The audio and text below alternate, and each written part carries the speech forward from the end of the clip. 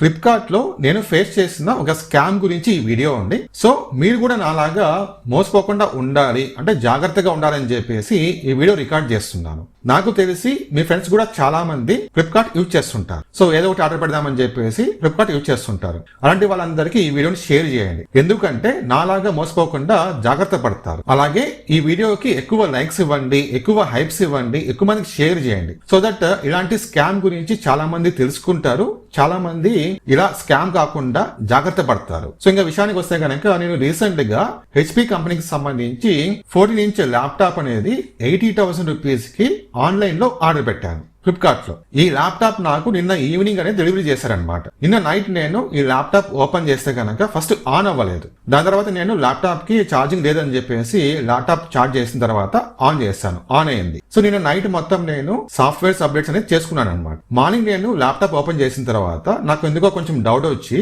ఈ ల్యాప్టాప్ కి product key ఉంటుంది, అలాగే సీరియల్ నెంబర్ ఉంటుంది. ఇవి రెండు కూడా నేను HP కంపెనీకి సంబంధించి అఫీషియల్ వెబ్సైట్ లో వారంటీ స్టేటస్ చెక్ చేద్దామని చెప్పేసి అక్కడ ఎంటర్ చేస్తే నాకు వచ్చిన రిజల్ట్ అనేది మైండ్ బ్లాక్ అన్నమాట. సో ఆ రిజల్ట్ ఏంటంటే ఈ పర్టికులర్ ల్యాప్టాప్ కి వారంటీ అనేది సెప్టెంబర్ 2025 లో స్టార్ట్ అయింది. కానీ నేను ల్యాప్టాప్ పర్చేజ్ చేశాను కదా, సో వాళ్ళు ఇచ్చిన బాక్స్ లో మ్యానుఫ్యాక్చరర్ మంత్ అండ్ ఇయర్ వచ్చేసి మార్చి మంత్ 2026 ఉంది అనమాట. సో ఇక్కడ పాయింట్ ఏంటంటే మ్యానుఫ్యాక్చర్ ఇయర్ వచ్చేసి 2026, కానీ వారంటీ వచ్చేసి 2025 లో స్టార్ట్ అయిపోయింది. ఇవి రెండు మ్యాచ్ అవ్వటం లేదు. సో ఇది ఫస్ట్ పాయింట్ అనమాట. నేను ఇది స్కామ్ అని చెప్పడానికి, అంటే ఆల్రెడీ ఎవరో యూజ్ చేసిన ల్యాప్టాప్ నాకు ఇచ్చారనమాట.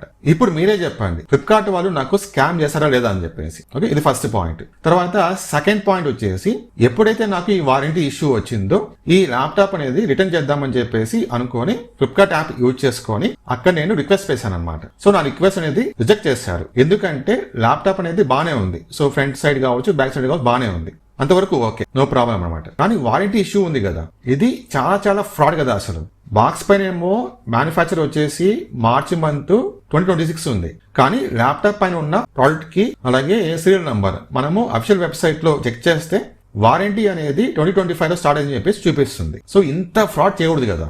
సో నా రిటర్న్ రిక్వెస్ట్ అనేది వాళ్ళు యాక్సెప్ట్ చేయలేదు, బానే ఉంది. కానీ ఈ వారంటీ ఇష్యూ ఉంది కాబట్టి నేను మళ్ళీ వాళ్ళకు కంప్లైంట్ చేశాను అనమాట. కొద్దిసేపు తర్వాత నాకు ఒక మెసేజ్ అయితే వచ్చింది ఈమెయిల్ ఐడికి, ఏమని చెప్పేసి, సో మీరు కంప్లైంట్ చేశారు కదా, సో నంబర్ కి మేము మీకు కాల్ చేస్తున్నాము, అది రీచ్ అవటం లేదు, మీరు లిఫ్ట్ చేయటం లేదని చెప్పేసి ఒక నంబర్ మెన్షన్ చేస్తారు ఈమెయిల్.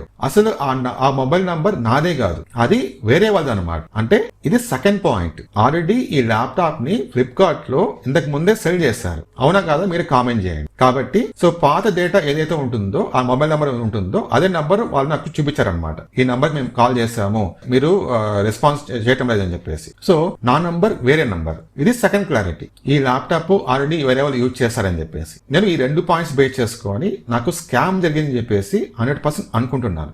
దీనిపైన మీ రెస్పాన్స్ ఏంటో మీరు కామెంట్ చేయండి, స్కామా కాదని చెప్పేసి. సో ఫస్ట్ వాళ్ళు నాకు ఈ ల్యాప్టాప్ సెల్ చేసింటే అసలు వారంటీ అనేది స్టార్ట్ అవ్వకూడదు. నేను ఎప్పుడైతే రిజిస్ట్రేషన్ చేసుకుంటానో అప్పుడే వారంటీ స్టార్ట్ అవ్వాలి. కానీ అఫీషియల్ HP వెబ్సైట్ లో వారంటీ స్టార్ట్ అయిపోయిందని చెప్పేసి చూపిస్తుంది, క్లియర్ గా చూపిస్తుంది. ఇప్పుడు ఏం చేయాలో మీరే చెప్పండి. నేను దగ్గర 80,000 రూపీస్ పెట్టి ఈ ల్యాప్టాప్ పర్చేజ్ చేశాను, కానీ మరీ ఇంత స్కామ్ చేస్తానని చెప్పేసి నేను ఇప్పుడు కూడా అనుకోలేదు. సో ఈ దెబ్బతో ఫ్లిప్కార్ట్ పైన ఉన్న నమ్మకం అయితే కంప్లీట్ గా పోయిందనమాట. మీరు కూడా ఈ విధంగా ఏమైనా ప్రాబ్లం ఫేస్ చేస్తుంటే కామెంట్ చేయండి, సో దట్ ఎక్కువ మంది తెలుసుకుంటారు అందుకోసం. ఓకే, ఇప్పుడు నేను ఏం చేయాలి, ఏ విధంగా రెస్పాండ్ అవ్వాలి, కామెంట్ చేయండి, కొంచెం హెల్ప్ చేయండి.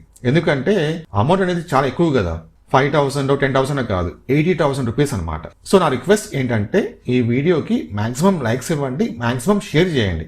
ఎంతవరకు అంటే ఈ వీడియో అనేది ఫ్లిప్కార్ట్ వాళ్ళకి రీచ్ అవ్వాలన్నమాట. దీని తర్వాత ఏం జరుగుతుంది, సో వాళ్ళు రీప్లేస్ చేస్తారా లేకపోతే రిటర్న్ తీసుకుంటారా, ఏం జరుగుతుందో నేను నెక్స్ట్ వీడియో మీకు క్లారిటీ ఇస్తాను. సో ఆ ఇన్ఫర్మేషన్ మీకు కావాలంటే కామెంట్ చేయండి. సో ఫైనల్ గా నేను చెప్పేది ఏంటంటే, మీరు కనుక ఆన్లైన్ లో ఏమైనా తీసుకుంటే, వాషింగ్ మెషిన్ కావచ్చు, లేకపోతే ఏసీ కావచ్చు, లేకపోతే ల్యాప్టాప్స్ కావచ్చు, ఏదైనా సరే వాటికి ప్రోడక్ట్ కీ ఉంటుంది, అలాగే సీరియల్ నెంబర్ ఉంటుంది. ఇవి రెండు మీరు తెలుసుకొని ఆన్లైన్ లో సెర్చ్ చేయండి వారంటీ స్టేటస్ ఎలా ఉందని చెప్పేసి. ఓకేనా, సో వారంటీ ఆల్రెడీ స్టార్ట్ అయిపోయింటే అది సెకండ్ హ్యాండ్ అనమాట. వారంటీ ఇంకా స్టార్ట్ అవ్వలేదు అనుకుంటే కనుక, అంటే మీరు ఎప్పుడైతే ల్యాప్టాప్ కొనుక్కున్నారో లేకపోతే వాషింగ్ మెషిన్ కొనుక్కున్నారో అప్పటి నుంచే వారంటీ స్టార్ట్ అయింది అనుకుంటే కనుక అది ఫస్ట్ హ్యాండ్, అంటే కొత్తది, లేదంటే పాతది అనమాట. ఓకేనా, కాబట్టి ఆన్లైన్ లో షాపింగ్ చేసే వాళ్ళందరూ కూడా జాగ్రత్తగా స్కామ్ కాకుండా ఉండండి.